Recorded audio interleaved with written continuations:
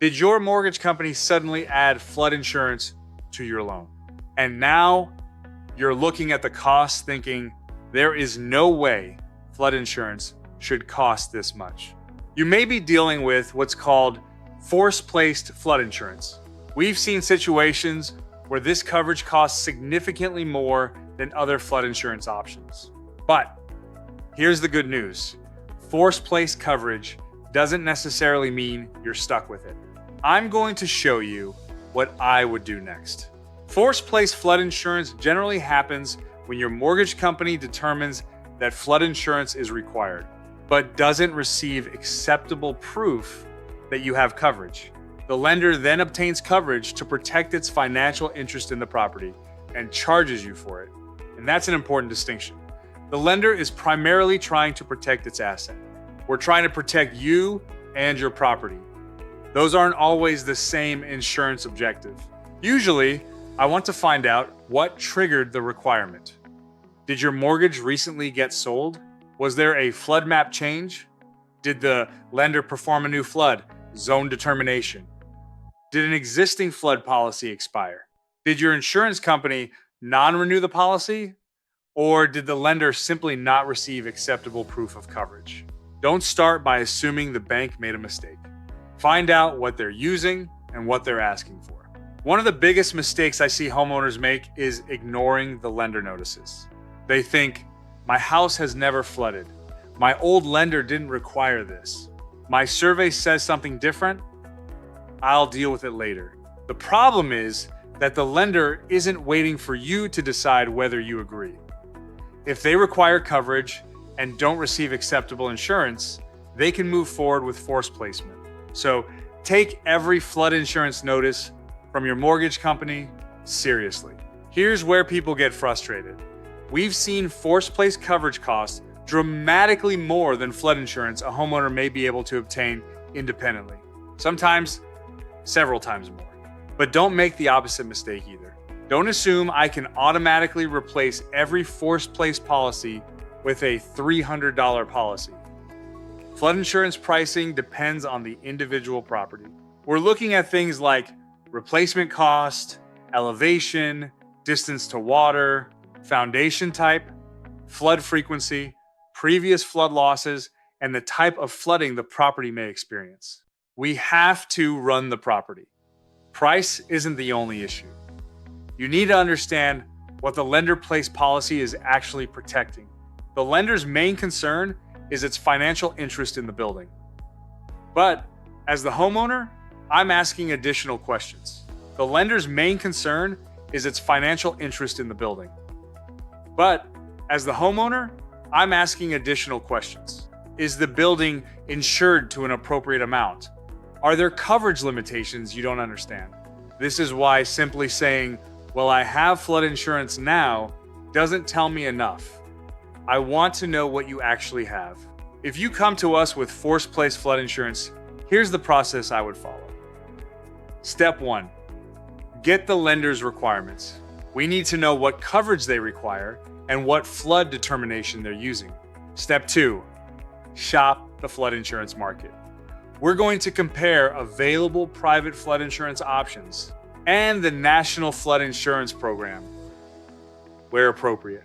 Step 3, get acceptable proof of coverage back to the lender. Once replacement coverage is properly in place, we work through the documentation needed for the mortgage company. Don't simply cancel something and hope the bank figures it out. The transition needs to be handled correctly. Here's another mistake I don't want you making. You have an expensive force-placed policy, so naturally, you're looking for the cheapest possible replacement. Cheaper is great, but that's not the only thing I'm looking at. I'm looking at the insurance company's track record. I'm looking at claims experience. I'm looking at how easy the company is to work with. If your mortgage gets sold again, how difficult is it going to be to change the mortgagee information? And on the private side, I'm looking at the carrier's appetite and stability, because I've seen private flood insurance companies change reinsurance arrangements and premiums go from a few $100s to thousands of dollars. The cheapest policy today isn't automatically the best policy over the next 3 years. I don't like answering this question by saying one is always better. The better question is, which one is right for this property? If the property has experienced previous flood losses, private options may become limited. If you're in an area experiencing significant flooding, private carriers may increase rates or pull back. That can make the National Flood Insurance Program more attractive. On the other hand, if you need more than the NFIP residential building limit, or you want coverage such as additional living expenses that may be available through private insurance, private flood insurance may make more sense. We compare them. We don't automatically choose one. Now, here's where this gets interesting. Maybe the bank force placed flood insurance because its determination says you're in flood zone AE, but you have information suggesting the structure should be in zone X. Should you challenge it? Potentially. But I don't recommend leaving expensive force place coverage in place while you spend months fighting the flood zone determination. These are two different problems. Replace the expensive coverage if we can. Then determine whether the flood zone should be disputed. Sometimes that means reviewing an elevation certificate. Sometimes it means looking at base flood elevation and lowest adjacent grade.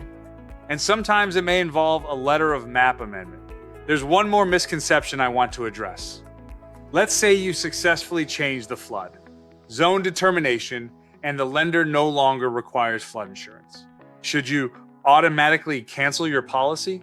I generally don't recommend making that decision based only on the requirement. Because changing the flood zone does not change the actual flood risk. Your house didn't move, the creek didn't move, the rainfall didn't disappear. The requirement may have changed. The risk may not have. So compare the actual risk with the cost of keeping coverage before canceling anything. If your mortgage company has already force-placed flood insurance, first, get the lender's flood determination and insurance requirements. Second, compare private flood insurance and NFIP options.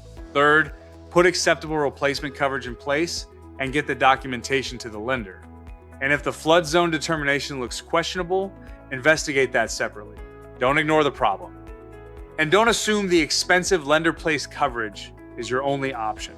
If your bank has already force-placed flood insurance, send us the property address and the lender documentation.